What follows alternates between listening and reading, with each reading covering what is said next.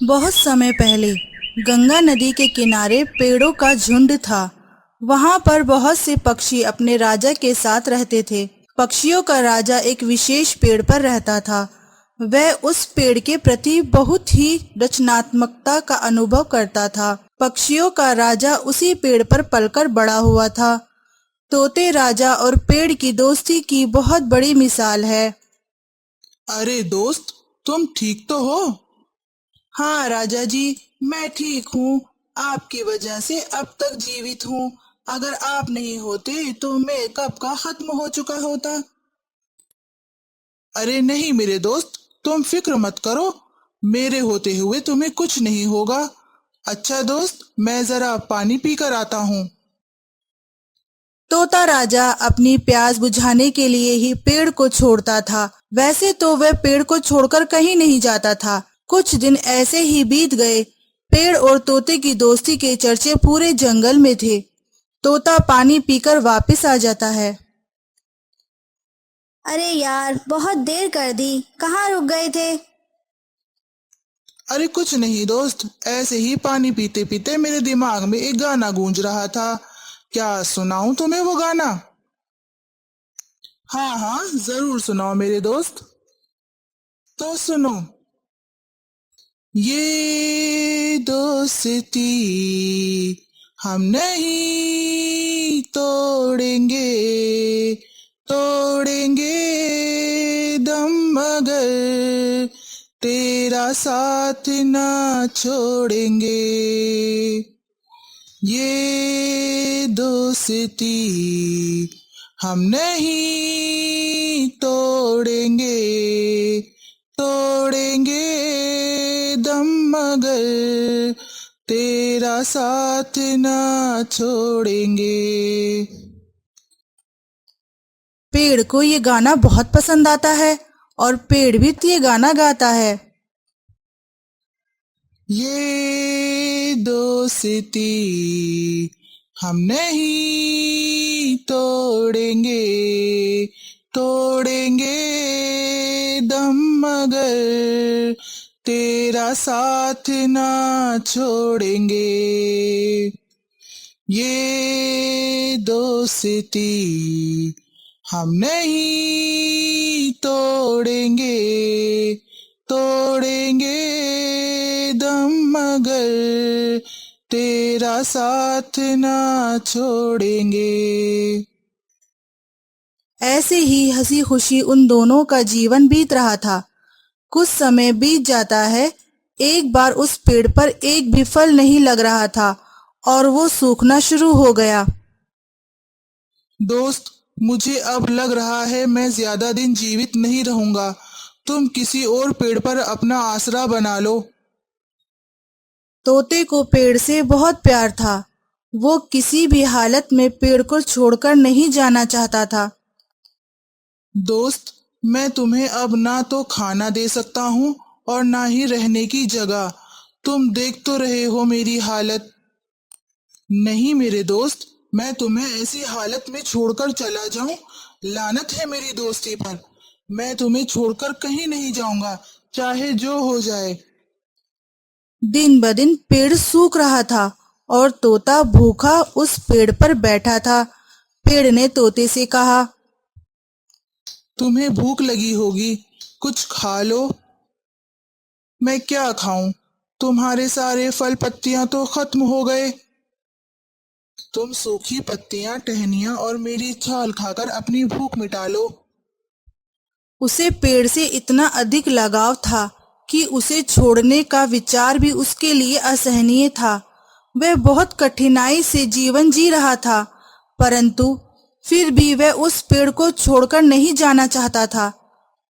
तोते का ये प्यार देखकर एक परी ने उसकी परीक्षा लेने की सोची। परी ने अपनी जादुई शक्ति से पेड़ को सुखाकर ठुंठा बना दिया। तेज हवा चली जिसने सूखे हुए पेड़ को हिलाकर रख दिया। हवा के तेज झोंकों से उड़कर आई धूल पेड़ के छेदों में भर गई, परंतु तोता फिर भी उसी पेड़ पर बैठा रहा। वह पेड़ की टहनियां और छाल को खाकर अपनी भूख मिटाता और पानी पीने नदी किनारे पर जाता। तोता नदी किनारे बैठकर कहता है, हे ऊपर वाले, अब मैं क्या करूं? मैं ऐसा दोस्त हूं जो अपने दोस्त की टहनियां छाल से अपना पेट भर रहा हूं। मेरे दोस्त को बहुत तकलीफ होती होगी। तोता पानी पीकर वापस आ जाता है। तोते ने पेड़ के सबसे ऊपर सिरे पर अपना घोंसला बनाया हुआ था। वहां पर तोते को सूरज की तपती गर्मी के साथ ही हवा के थपेड़ों का भी सामना करना पड़ता था। उसका जीवन बहुत कष्ट में गुजर रहा था, लेकिन वह फिर भी हर समय खुश रहता था। उसके चेहरे पर दुख की एक झलक नहीं दिखाई देती थी। उसे किसी से कोई शिकायत नहीं थी। वह अब भी पेड़ पर रहने के अपने निर्णय पर अड़ा रहा। ऐसे में उस जंगल में रहने वाले सभी पक्षियों ने तोते को समझाते हुए कहा, महाराज, इस पेड़ की स्थिति बहुत ही खराब हो चुकी है। अब आपको ये पेड़ छोड़कर दूसरे पेड़ पर आसरा लेना चाहिए। अरे भाई, मैं इस पेड़ को कैसे छोड़ दूं? ये मेरे सुख दुख का साथी रहा है। अब इस पर विपत्ति आई है तो मैं इसे छोड़ दूं? कभी नहीं। ऐसी दोस्ती किस काम की? मैं इसे मरते दम तक नहीं छोड़ूंगा। उधर परी उसकी सारी गतिविधियों पर नजर रखे हुए थी। परी ने देखा कि तोता पेड़ पर बहुत ही संतुष्टि के साथ रह रहा है। उन्होंने सोचा, यदि तोता अपने निर्णय पर अड़ा रहा तो मैं अवश्य ही उसकी किसी एक इच्छा को पूर्ण करूंगी। ये सोचकर परी ने एक हंसनी का रूप धारण किया और तोते के पास पहुंच गई। हंसनी के रूप में परी ने तोते से कहा, पक्षी केवल उसी पेड़ पर रहते हैं जो कि उन्हें छाया, फल और अन्य सुविधाएं प्रदान करें। यदि पेड़ पक्षियों की जरूरतों को पूरा नहीं कर पाता तो पक्षी उसे छोड़ देते हैं। पक्षी छाया और भोजन की तलाश में दूसरे पेड़ों पर आसरा ले लेते हैं। परंतु तोते भाई, तुम यहाँ इस सूखे पेड़ पर क्या कर रहे हो?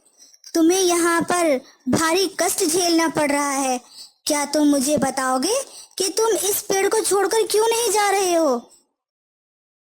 तोते ने हंसनी की सारी बात सुनकर कहा, हे हंसनी, मुझे इस पेड़ से बहुत लगाव है। मैं बचपन से इसी पेड़ पर रहा हूँ। इस पेड़ से मेरी बहुत सारी यादें जुड़ी हैं। मैं तो इस पेड़ का बहुत आभारी हूँ कि इसने मुझे हमेशा आसरा दिया और अभी तक दे रहा है। सच्चा व्यक्ति वही है जो धर्म और नीति का पालन करता है। नीति यही कहती है कि सच्चे साथियों को बुरे समय में कभी एक दूसरे का साथ नहीं छोड़ना चाहिए। ये पेड़ जब तक रहेगा मैं तब तक यहीं पर रहूंगा। मेरी इच्छा है कि मैं अपनी अंतिम सांस भी इस पेड़ पर लूं। हमारा संबंध बहुत पुराना है। तोते की ये बात सुनकर परी को बहुत प्रसन्नता हुई और परी ने कहा, मैं तुम्हारी भावनाओं का सम्मान करती हूँ। तुम्हारा इस पेड़ के प्रति प्रेम देखकर मुझे बहुत प्रसन्नता हुई। तुम कोई भी एक वरदान मांग लो, मैं उसे अवश्य पूर्ण करूंगी।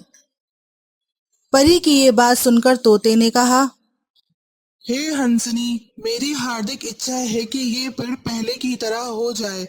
इस पर फल पत्तियां आ जाएं और इसका खोया हुआ हरा भरा स्वरूप लौट आए। परी ने कहा, दोस्त, मैं तुम्हारी मनोकामना पूर्ण करती हूँ। ये पेड़ पहले ही की तरह हरा भरा और फलदायक हो जाएगा।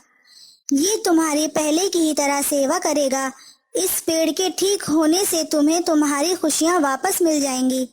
इस प्रकार तुम्हारे कष्टों का अंत हो जाएगा।